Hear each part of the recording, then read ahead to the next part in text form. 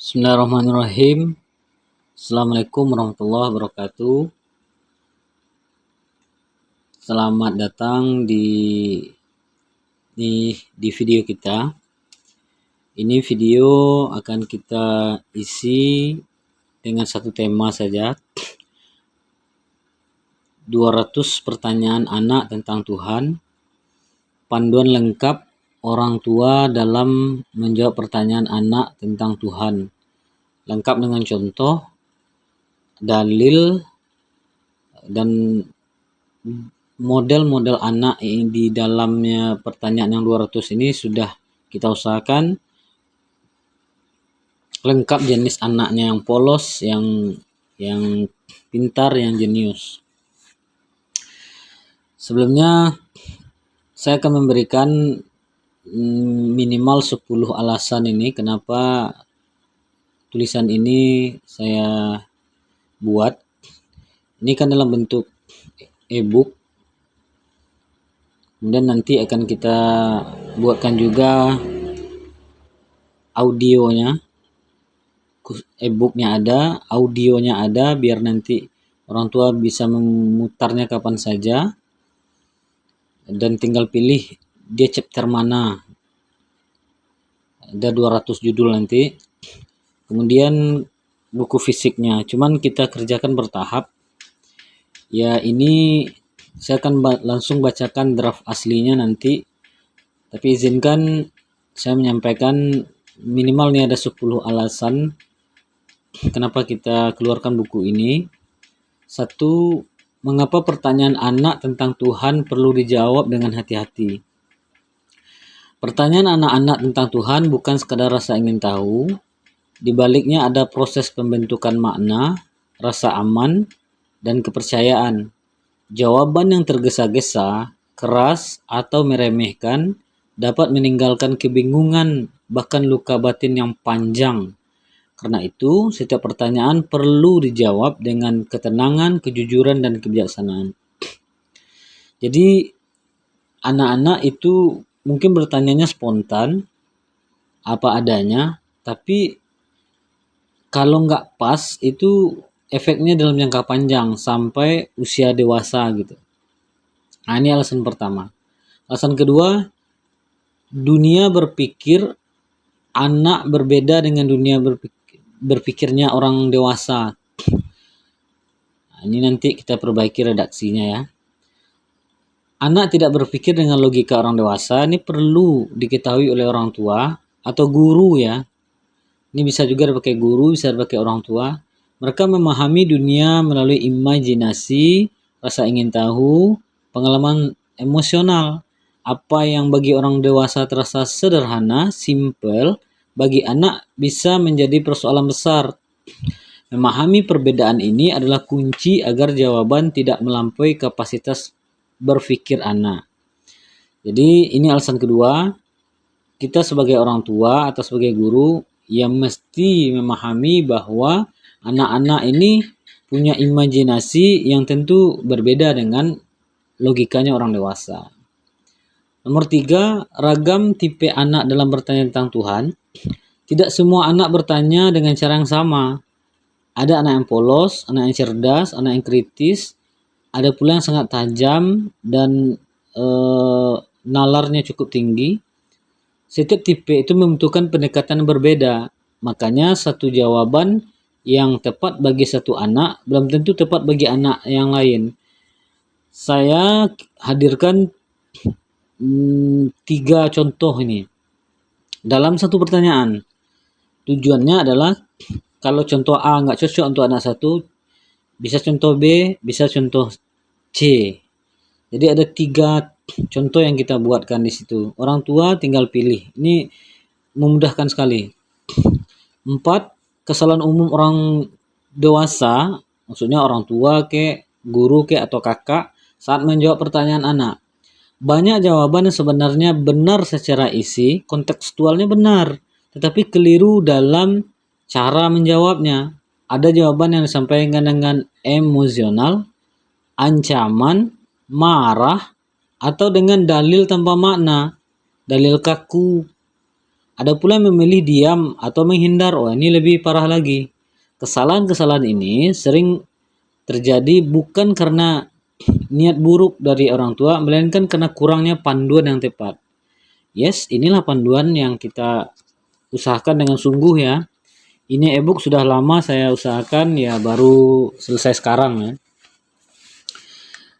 Udah 2025 ya, sekarang udah 2026. Harapan saya memang itu bisa memandu ya orang tua, guru atau siapa saja lah. 5 struktur 7 langkah dalam tulisan ini, dalam buku ini. Jadi nanti kita akan sajikan 200 pertanyaan itu dalam satu poin pertanyaan, isinya ada 7 step. Buku ini disusun dengan pendekatan bertahap agar mudah digunakan. Setiap pertanyaan dibahas melalui 1 jawaban singkat, 2 contoh. Contoh ini ada A, contoh B, contoh C. Yang ketiga ada logika panjang, logika penjelasan yang logis.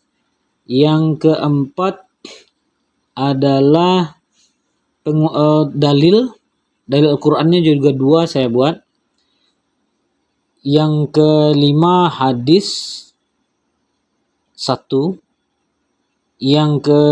Saya ulang lagi. Pertama pertanyaan, nomor 2 jawaban singkat, nomor 3 contoh, nomor 4 logika panjang, nomor 5 Al-Qur'annya ada 2 ayatnya saya buat. Yang keenam hadis 1 saja, tapi ada penjelasan singkatnya. Al-Qur'an juga ada penjelasan keterkaitan dengan poin yang ditanyakan.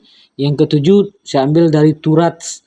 Turats ini bukan Taurat ya, ini adalah kitab klasik, kitab kuning lah bahasa sederhananya. Gunanya untuk mana tahu orang tua yang background pesantren misalkan atau madrasah, dia bisa nanti merujuk ke Turats itu. Di Turats memang tidak kita buatkan lafaznya, mengingat kita nanti isinya terlalu panjang, tapi kita buatkan itu rujukan yang jelasnya gitu. Di kitab apa, bahkan halaman berapa. Jadi itulah 7 stepnya yang ada di dalam buku kita ini. 6. Lebih dari sekadar jawaban, ini adalah cara berpikir. Tujuan buku ini bukan sekadar membuat anak menerima jawaban, tetapi membantu mereka memahami dengan tenang. Pendekatan yang digunakan berusaha menumbuhkan cara berpikir yang sehat, bukan rasa takut atau kepatuhan kosong, iman yang kuat dari pemahaman, bukan dari paksaan. Saya membayangkan ini, mudah-mudahan ya melalui media HP, ketika Bapak Ibu mempunyai ebook ini, ya tinggal membacakan ke anak menjelang tidur misalkan. Bahkan dengan pegang 200 pertanyaan ini, kita bisa memandu anak gitu. Orang tua yang pertamanya tidak brave, tidak berani, kita harapkan bisa berani dengan pakai ini. Bahkan bisa memulai dari kita orang tua. Kalau sebelumnya kita atau sebagian orang tua agak susah atau kelabakan atau seolah-olah menghindar dari pertanyaan anak tentang Tuhan, dengan pegang 200 pertanyaan anak tentang Tuhan ini, kita orang tua malah bisa memulai itu. Ayo nak, apa kira-kira yang ditanyakan tentang Tuhan atau bagaimana. Nanti kita bisa pandu dengan ebook ini. 7. Posisi buku dalam pendidikan agama anak. Buku ini bukan buku tauhid yang versi pedagogik, yang versi tulisan yang seperti skripsi atau apa, bukan. Bukan pula tafsir, bukan juga fatwa. Tulisan ini hadir sebagai pendamping, guidance ya, bagi orang tua dan pendidik dalam menjawab pertanyaan anak sehari-hari. Buku ini dimaksudkan sebagai jembatan antara rasa ingin tahu anak dan rasa inginnya kita sebagai orang tua menanamkan keimanan sedari kecil kepada anak. Nah, ini yang diutamakan. Untuk siapa buku ini ditulis? Poin ke-8. Buku ini ditujukan bagi orang tua, guru, pendamping anak, kakak, atau wali atau siapapun. Ya, yang berinteraksi dengan anak dalam proses pendidikan dan pengasuhan. Buku ini disusun agar digunakan secara fleksibel, baik dalam keluarga, ruang kelas, maupun forum diskusi kecil. Saya ya sudah berusaha ya menghadirkan 200 pertanyaan ini memang untuk bisa digunakan secara ringan gitu, fleksibel. Bisa nanti setelah filenya ada, ya kita tinggal pilih aja pertanyaan mana gitu. 200 pertanyaan ini mudah-mudahan mampu mengakomodir berbagai macam pertanyaan dari anak-anak. Latar belakang penyusunan buku ini lahir dari ya proses belajar. Tentu saya juga background ya memang pendidikan murni kita memang dari pesantren, kemudian ke sekolah tinggi juga, sekolah tinggi agama, serta juga kita mengikuti pendekatan secara psikologi anak. Kita punya basic itu dan tentu kita padukan dengan khazanah keilmuan Islam. Dan juga pertanyaan dan jawaban di sini juga realistis dan kontemporer. Realistis ya tidak ngambang. Kontemporer kita ambilkan dari misalkan yang bertanyanya mengambil angle robot-robot atau monster-monster atau apa aja lah film-film gitu. Sudah kita usahakan semampu saya, termasuk dengan yang paling terkini dengan AI. Teknologi udah kalau ada nanti bisa dilihat di pertanyaannya, di penyesuaian kontemporernya sudah kita lakukan penyesuaian dengan zaman sekarang gitu. 10 harapan dari buku ini, semoga buku ini dapat membantu orang tua menjawab lebih tenang, membantu anak bertanya tanpa rasa takut, dan juga ini dua sisi mata niat dari saya sebagai penyusun. Orang tua tidak perlu takut, tidak perlu rasa gelisah, menghindar atau bahkan marah ketika anak bertanya tentang Tuhan, yang kadang-kadang dia itu spontanitas. Pun sisi yang keduanya adalah tentu sebagai orang tua kita berusaha selain untuk mendidik anak dengan pendidikan Islam yang reguler ya, maksudnya memasukkan anak ke TPA, mengajarkan Iqra, mengajarkan bacaan Quran, mengajarkan sholat, pendidikan reguler di Islam, rukun iman, rukun Islam, tata cara kaifiat sholat dan lain-lain, sholat jenazah dan lainnya. Tentu kita hal yang penting, bahkan sangat penting tentu penanaman akidah sejak dini. Nah, jadi ini membantu kedua belah pihak tadi. Tapi kalau ada improvisasi dari pertanyaan itu boleh saja, tapi jangan lari dari makna. Itu aja harapan kita. Baik, dalam sesi pertama ini pertama video kita luncurkan. Kita atau saya hadirkan ini dalam bentuk PDF aslinya. Sudah lengkap ini, cuman kita berikan 3 atau 5 paling banyak pertanyaan di awal nih.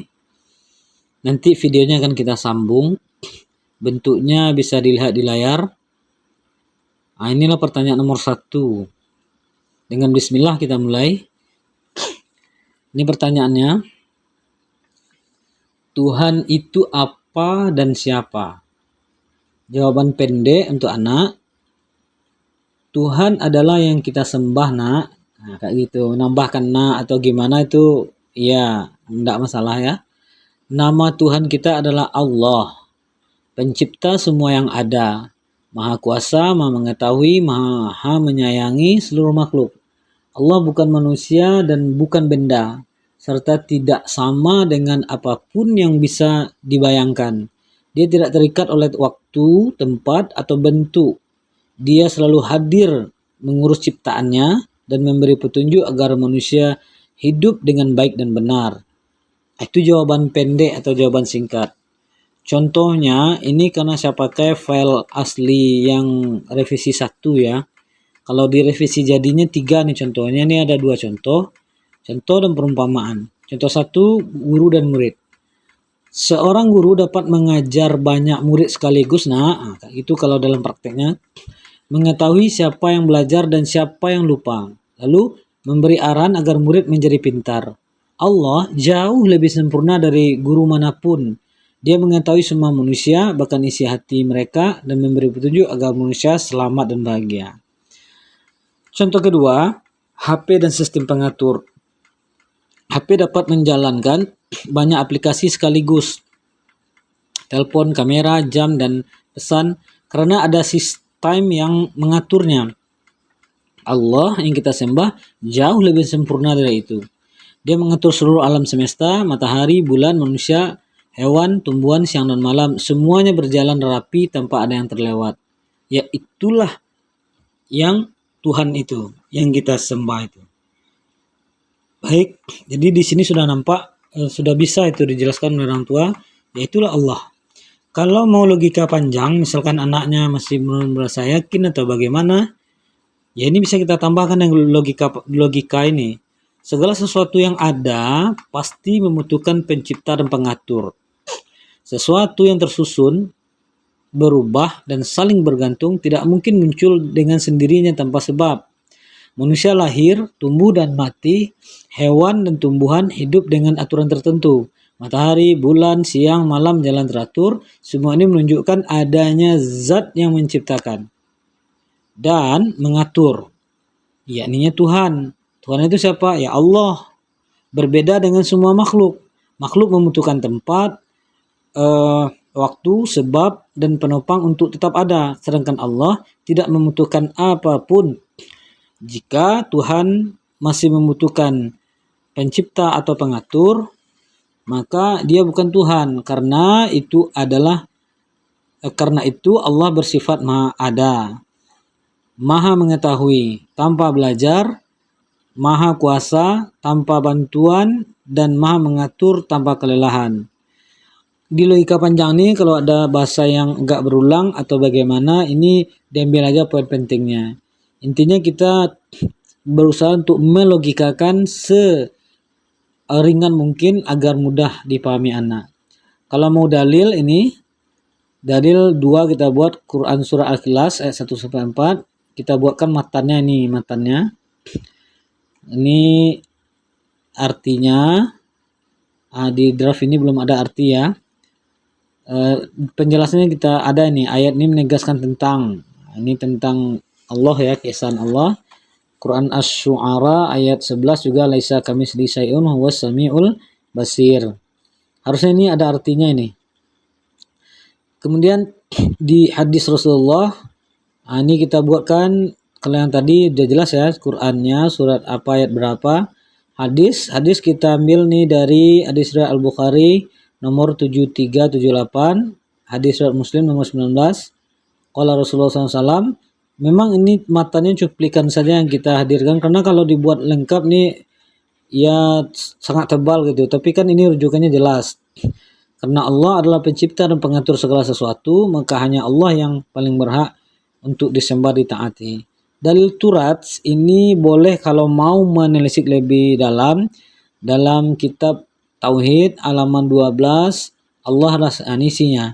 Allah adalah satu-satunya pencipta dan pengatur alam semesta. Maka maha mengetahui, maha kuasa, serta tidak menyerupai makhluk. Kemudian Imam Al-Taftazani dalam kitabnya Syarah Al-Aqaid An-Nasafiyah halaman 8, Allah Maha Suci dari sifat-sifat makhluk dan hanya Dia yang berhak disembah. Ini ada kesimpulan, Tuhan itu adalah Allah, pencipta dan pengatur seluruh alam, Maha Esa, Maha Kuasa, Maha Mengetahui, Maha Menyayangi, dan seterusnya. Dengan kerangka begini rasanya sudah cukup untuk menjawab kepada anak atau murid jika pertanyaannya hadirnya seperti yang tadi atau mirip yang tadi. Lalu kita lanjut ke poin 2. Mudah-mudahan poin 1 tadi bisa dipahami. Andai ada yang bertanya boleh diklik di komentar ya, ditulis di komentar. Nanti kita usahakan menjawabnya. Pertanyaannya, kenapa nama Tuhan itu Allah? Setelah kita jawab, ini udah jawab dari Allah itu apa dan siapa. Lalu pertanyaannya, kenapa nama Tuhan itu Allah? Ini jawaban pendeknya. Nama Tuhan itu Allah karena hanya Dia satu-satunya yang benar-benar pantas disembah dan menjadi tempat bergantung seluruh makhluk. Nama Allah menunjukkan keesaan, kekuasaan, kesempurnaannya. Tidak ada yang menyerupainya, tidak ada sekutu baginya, dan semua urusan makhluk kembali kepadanya. Itu jawaban singkat. Contoh 1, nama orang. Setiap orang memiliki nama agar dikenal dan tidak tertukar dengan orang lain. Ayah dan ibu punya nama supaya jelas siapa mereka. Nama Allah memperkenalkan Tuhan kita yang benar, yaitu Tuhan yang Maha Esa, Maha Kuasa dan Maha Mengetahui. Tanpa nama yang benar, manusia bisa keliru mengenal dan menyembah Tuhan. Belum cukup, boleh. Ini contoh yang kedua. Kita contohkan dengan nama tempat ya. Di sekolah, ini lebih ke murid nih. Setiap kelas memiliki nama agar guru dan murid tahu tempat belajar masing-masing. Ya, maksud saya gini, kelas 2A, kelas 2B kayak gitu ya, atau kelas 2 saja, SD sekian kan gitu. Nama Allah menunjukkan identitas Tuhan yang jelas dan khusus sehingga manusia tahu kepada siapa ia berdoa, meminta pertolongan dan berserah diri. Logika panjang. Segala sesuatu yang dikenal manusia membutuhkan nama agar dapat dibedakan dan tidak tertukar. Jika benda, tempat, dan manusia saja membutuhkan nama, maka Tuhan sebagai pencipta seluruh alam semesta layak dikenal dengan nama yang tepat dan sempurna. Namun, nama Tuhan tidak boleh seperti nama makhluk karena Tuhan tidak sama dengan makhluk. Nama Allah, ini intisarinya di sini, adalah nama khusus yang hanya digunakan untuk Tuhan yang Maha Esa, tidak dipakai untuk selainnya. Oke, dan seterusnya. Dalilnya ini juga masih kita pakai Quran surah Al-Ikhlas. Penjelasannya ada. Kemudian surah Al-A'raf, walillahil asmaul husna fad'uuhu biha. Ini juga ada penjelasannya. Ini artinya, dan milik Allah nama-nama yang paling indah, berdoalah kepadanya dengan menyebut nama-nama itu. Ini penjelasannya. Hadisnya ada.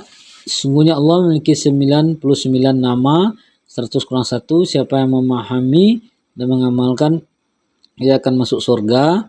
Penjelasannya, hadis ini menunjukkan bahwa Allah dikenal melalui nama-namanya yang sempurna. Dan nama Allah adalah nama utama yang mencakup seluruh kesempurnaan tersebut. Oke. Kalau ada bertanya, nama Allah ini bukan satu ya, tapi 99 asma-husna. Ini jawabannya di hadis ini nih. Nama utama Allah. Dalil Turat ini kitab At-Tauhid Imam Al-Maturidiyah halaman 14. Nama Allah menunjukkan keesaan dan kesempurnaan Tuhan agar manusia tidak keliru dalam mengenal dan menyembelahnya. Kemudian juga masih kita pakai Imam Al-Taftazani ya, Sarah Al-Aqaid An-Nasafiyah halaman 9. Bisa kita baca sendiri di e-booknya.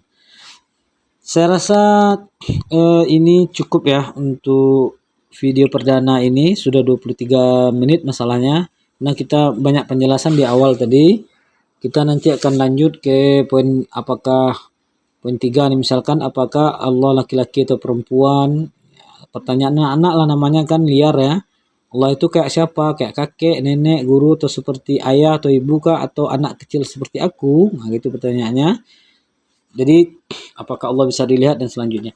Jadi inilah sebagai usaha kita hadirkan tulisan ini, mudah-mudahan bisa membantu orang tua atau siapapun khusus umat Islam dalam menjawab pertanyaan anak-anak tentang Tuhan.